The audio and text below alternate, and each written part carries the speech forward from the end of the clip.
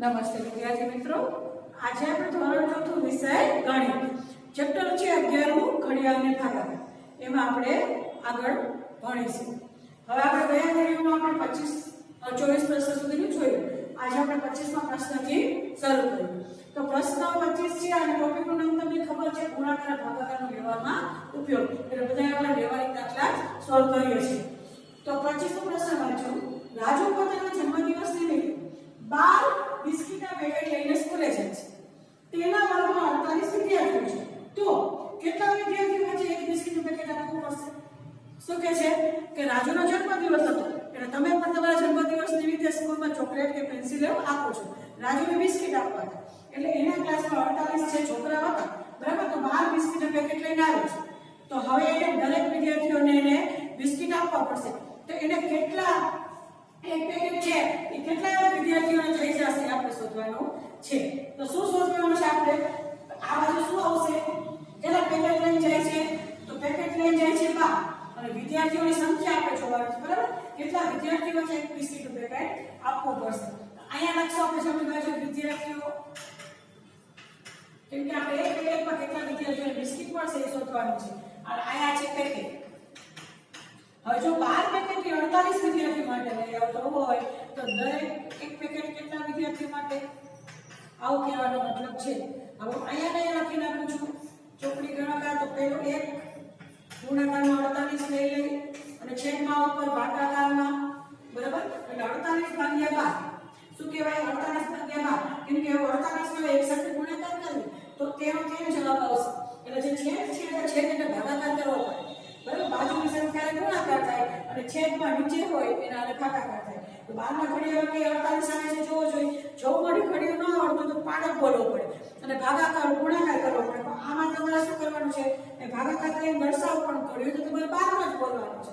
તો સીધે બોલી લ્યો 12 12 12 24 12 36 12 ચોક 48 12 ગુણ્યા 12 ભાગ્યા તો શું 48 ભાગ્યા 12 કરો તો તમારે 12 ચોક 48 આવે.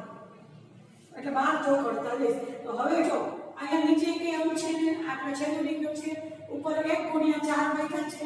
તો 4 એટલે કેટલા આવશે? તો 4 વિદ્યાર્થીઓ, કેમ કે આપણે શોધતા હતા શું એક પેકેટમાં કેટલા વિદ્યાર્થીઓને બિસ્કિટ મળશે. તો આપણે 4 વિદ્યાર્થીઓ અહીંયા હવે લાઈન તો નાખો નીચે એટલે દેખાય તમને. તો જવાબ લખી નાખશો અહીંયા કે તો એક પેકેટ 4 વિદ્યાર્થીઓને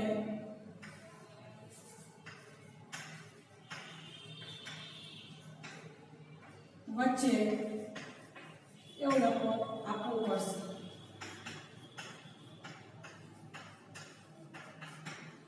હવે બાજુનો પ્રશ્ન જો, પ્રશ્ન નંબર 26. તમારે 90 સફરજન 3 ટોપલીમાં સરખે ભાગે ગોઠવવાના છે. તો દરેક ટોપલીમાં કેટલા સફરજન આવશે? એમાં એવું છે સફરજન આપણે ગોઠવવાના છે, ટોપલી 3 છે અને 90 સફરજન છે. તો શું કેટલા સફરજન આવશે? તો સફરજન શોધવાના છે. તો સફરજન કઈ બાજુ રાખવાનું છે? જમણી બાજુ. અને શેમાં સફરજન ભરવાના છે? ટોપલીમાં, બરાબર? હવે તમે એમ કહી શકો કે 3 ટોપલીમાં 90 સફરજન. કેમ કે દરેક ટોપલીમાં એટલે એક ટોપલીમાં એક ટોપલીમાં કેટલા શોધવાનું છે? આ ચોકડી ગુણાકાર તમે કરો તો અહીં સાઈડ પર લખી નાખું છું 1 ગુણ્યા 90 છેદમાં 3. 1 ગુણ્યા 90 છેદમાં 3. હવે તમે 3 નો ઘડિયામાં 90 ક્યાં સુધી આવશે પ્રશ્ન થશે, બરાબર? તો શું કરવાનું છે તમારે કે 90 ભાગ્યા 3 કરી લેવાનું છે. તો અહીં કરી લો 90 ભાગ્યા 3. મેં તમને જે વિડિયો મોકલાવ્યો તમે બાજુમાં કરીને બતાવેલું છે, તમે જોઈ લેજો. 3 ના ઘડિયામાં પહેલા આ એક આવવું જોઈએ. 3 ના ઘડિયામાં ક્યાં નામ આવે છે? તો 3 તેરી 9 શૂન્ય ઉપર સૂત્ર શૂન્ય. તો 3 અહીંયા 0 આવી ગયો છે. તો કોઈ 3 ના ઘડિયામાં 0 નહીં આવે એટલે ભાગ નહીં ચાલે, ભાગમાં પડી શું? તો તમે અહીંયા છે 3 ને 30 તેરી 90 તમે કહી શકો, બરાબર? 3 ને 30 તેરી 90. તો અહીંયા આવ્યા 30 સફરજન. કેમ કે આપણે સફરજનની સંખ્યા શોધતા હતા. એક ટોપલીમાં કેટલા સફરજન આવે? 30 સફરજન આવ્યા, બરાબર? હવે હું તમને અહીંયા પૂછી નાખું છું. અત્યારે ભાગાકાર કરીને બતાવ્યું છે, યાદ રાખજો તમે. જવાબ કરી લખી નાખો. દરેક ટોપલીમાં જગ્યાએ સવાલ મૂકી દો 30 સફરજન આવશે બરાબર તો 25મો અને 26મો પ્રશ્ન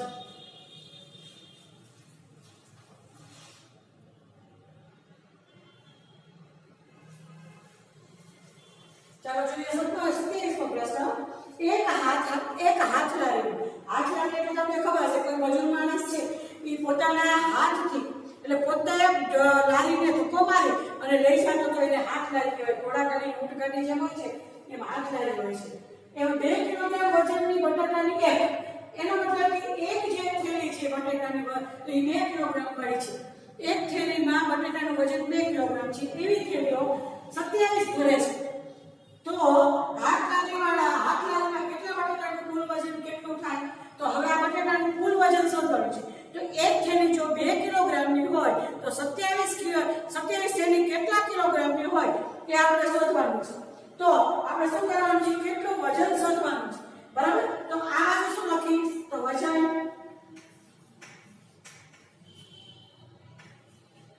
અને આ બાજુ શું લખીશ તો થેલી તો એક થેલીનું વજન 2 કિલોગ્રામ તેથી કેટલી છે 27 કિલો થેલીનું વજન કેટલી કિલોગ્રામ આયા ક્વેશ્ચનમાં આ વજન છે એ બાજુમાં કિગ્રા લખી દો બરાબર કે કિગ્રામાં વજન શોધો કિગ્રા એટલે કિલોગ્રામ આપણે આખું જ શબ્દ બોલશું કિલોગ્રામ તો કિલોગ્રામ અહીંયા બે બાજુમાં લખ્યું છે ટૂંકમાં કિગ્રા બોલાય અને કિલોગ્રામ હવે બરાબરની નિશાની કરો તો હવે શું કરશું ચોકડી ગુણાકારની રીતે 27 ગુણ્યા 2/1 બરાબર હવે જો 27 ગુણ્યા 2 આવી બરાબર તો આનો મતલબ શું છે વચ્ચે ગુણાકારની નિશાની છે તો આપણે બે દાખલા આગળ જોયા એમાં ભાગાકાર કરવાનો તો તમને છેદમાં આવતી વસ્તુ એટલે અહીંયા છેદમાં 1 છે ભાગાકાર કરવાનો આવે તો કોઈ પણ સંખ્યાનો ભાગાકાર એક સાથે કરો એનો એક જવાબ મળશે તો અહીંયા ઉપર જે ગુણાકાર છે એ આપણે લઈ લો એનો બેનો ગુણાકાર કરો તો અહીંયા ગુણાકારને તમે સાઈડમાં બતાવો નાના અક્ષરે કે 27 ગુણ્યા 2 2 સતત 7 2 સતત 14 14 વધી 2 4 ને 5 27 વત્તા 2 બરાબર 54 બરાબર 54 શું આવ્યું 54 કિગ્રા એટલે કિલોગ્રામ બરાબર આને થોડુંક સાઈડમાં લખી નાખીને જુદું પડે તો પહેલું સ્ટેપ આપણે શું કર્યું છે પહેલું સ્ટેપ આપણે મૂક્યું છે આ ત્રિરાશિ પછી એનું જે આ રાશિ છે એને ગોઠવી છે એનો ગુણાકાર કરીને જવાબ આયા 54 તો આ જવાબ હવે લખવાનું ચાલુ સ્ટેપ કે તો કુલ વજન 54 કિલોગ્રામ હશે બરાબર અંડરલાઈન કરી નાખો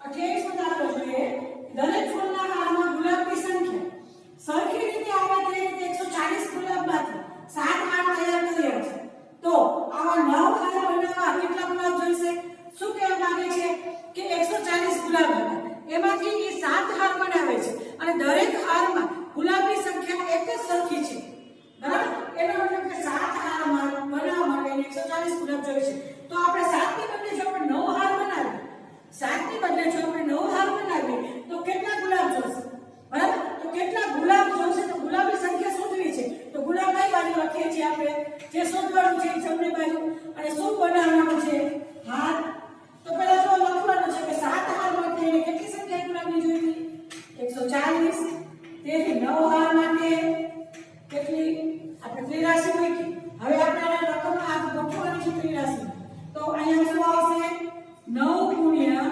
140 છેદમાં 7 કેમ કે 9 બે વચ્ચે ગુણાકારની નિશાની છે અને 140 અને ઉપરનું અંક કઈ નીચે આવી જશે એટલે 9 છેદ 7 થઈ ગયું હવે જો તો પહેલા આપણે આને છેદ ઉડાડવાના છે શું કરવાનું છે છેદ ઉડાડવાના છે તો તમે કોના સાથે 9 નો 9 ભાગ્યા 7 કરો તો 7 પડામાં 9 નહીં આવે એટલે આની સાથે છેદ નહીં ઉડે 140 ને ઘડીઓ 140 માં 7 સાથે છેદ ઉડી જશે ચાલો આપણે ઉડાડીને બતાવું તો 140 ભાગ્યા 7 કરવાનું 7 * 7 = 14 ઉપર કેટલા જશે ને ભાગને ભાગમાં પડીશું તો જવાબ આવ્યો કેટલા 20 બરાબર 20 નો 7 * 7 અને 20 * 140 જો 20 નો ઘડી આવડશે તો તમે સીધું સીધું કરી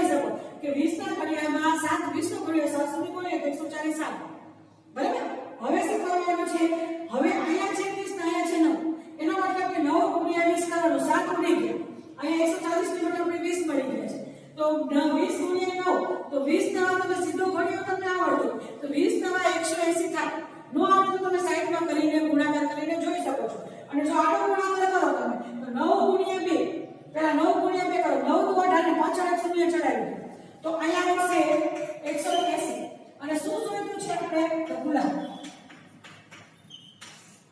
હવે જવાબ કરી લો તો 9 હાર બનાવવા 180 ગુણા જોઈશે. ચાલો આ આપણે 27 દાખલો જોઈએ. હવે આપણે 29નો દાખલો લઈએ.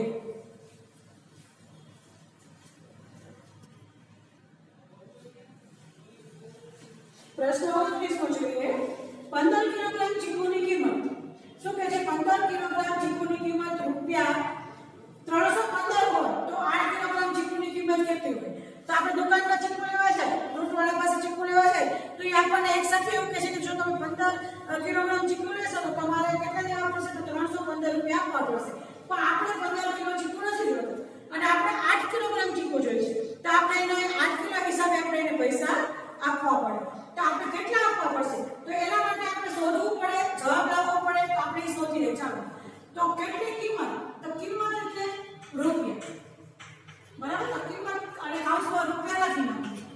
અને શું લેવાનું છે? તો ચીકુની કિંમત કાઢવાની છે. તો કેટલા પછી 15 કિલોગ્રામ ચીકુની કિંમત જો 315 રૂપિયા હોય તો આપણે 8 કિલોગ્રામ ચીકુ લેવાના છે. તો કેટલા કિલોગ્રામ કેટલા ભાવમાં પડશે આપણને?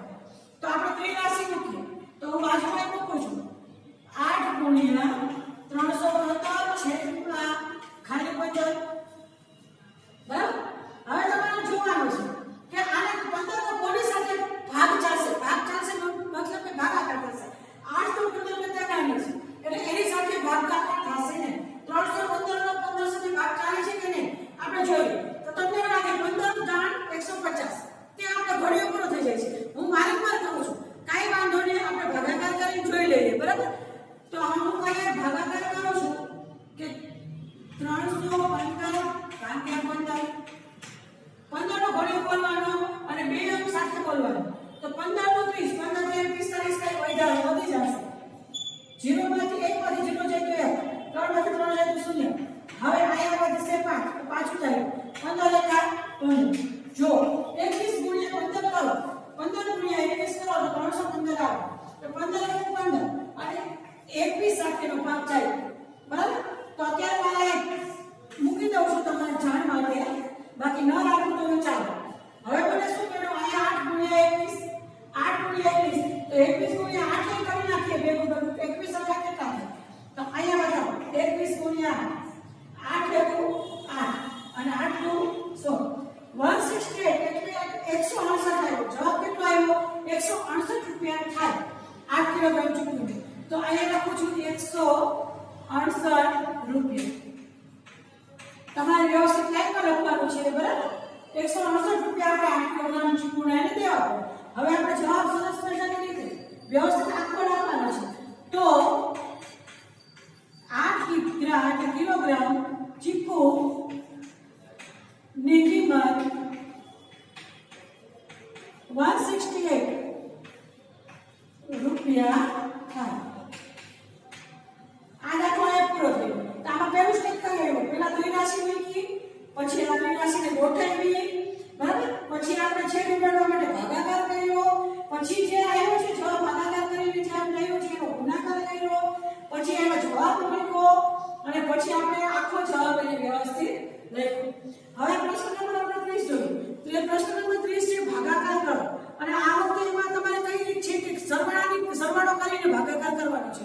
પણ આપણે એ રીતે કરવાનો નથી કેમ કે તમે ઘરે છો અમે ઘરે છીએ. બરાબર? તો જો તમે એ રીત શીખવાડી છે લાંબી થઈ જશે. એના કરતાં જે આપણે નોર્મલ રીતે આપણે રેગ્યુલરમાં જે પહેલાથી આપણે શીખતા આવીએ છીએ એ જ રીતે આપણે ભાગાકાર કરશું. તમને ઉદાહરણ જે આપ્યું છે એ સરવાળાની રીતે આપ્યું છે પણ આપણે એવી રીતે કરવું નથી. આપણે એ નિરાતે સ્કૂલમાં તમે જ્યારે આવશો ત્યારે જો આપણે એની જરૂરિયાત હશે તો શીખશું, બાકી આપણે ભાગાકારની રીત સરખી જ રાખશું. તો આપણે શરૂઆત કરીએ. પ્રશ્ન નંબર 30 માં પહેલો કે 40 ભાગ્યા 4 ભાગાકારની નિયમ મુજબ અંદાજનો મોટો હોવો જોઈએ, 12 નો નાનો હોવો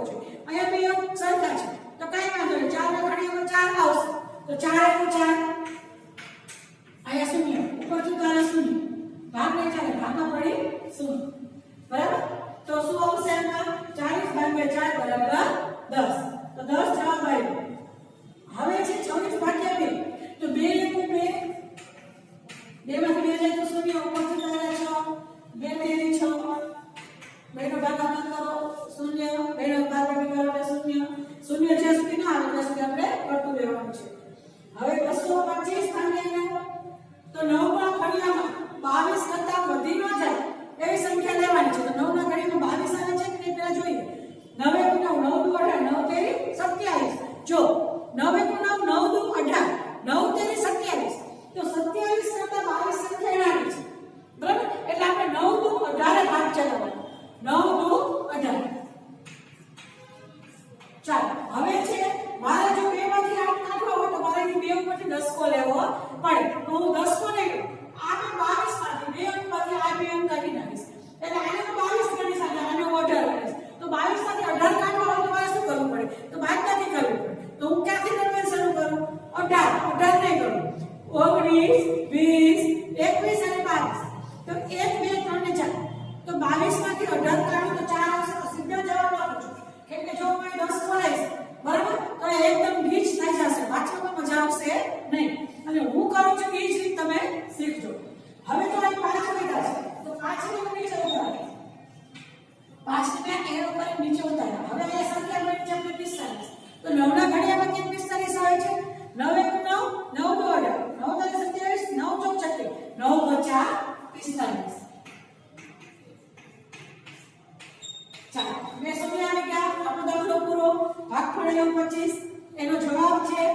હવે ચોથું જોઈએ 676 ભાગ્યા 13. જો તમે તેનો ઘડિયાળ આવડશે તો તમને દાખલો આવડશે, નહીં તો તમે કરી શકવાના નથી. માટે જો ઘડિયાળ ન કર્યા હોય તો ઘડિયાળ કરવાનું ચાલુ કરી દેજો. ચાલો આપણે ઘર શીખી લઈએ. આગળ ચાલુ કરીએ. 13 નો ઘડિયાળ બોલવાનો છે જ્યાં સુધી 67 એટલે 67 ન ઘટે ત્યાં સુધી. બરાબર? તો 13 એકુ 13, 13 દુ 26, 13 તેરી 39, 13 ચોક 52, 13 પંચા 65, 13 છક 78. તો 78 છે એ વધી જાય છે. 78 છે એ 67 કરતા વધી જાય છે.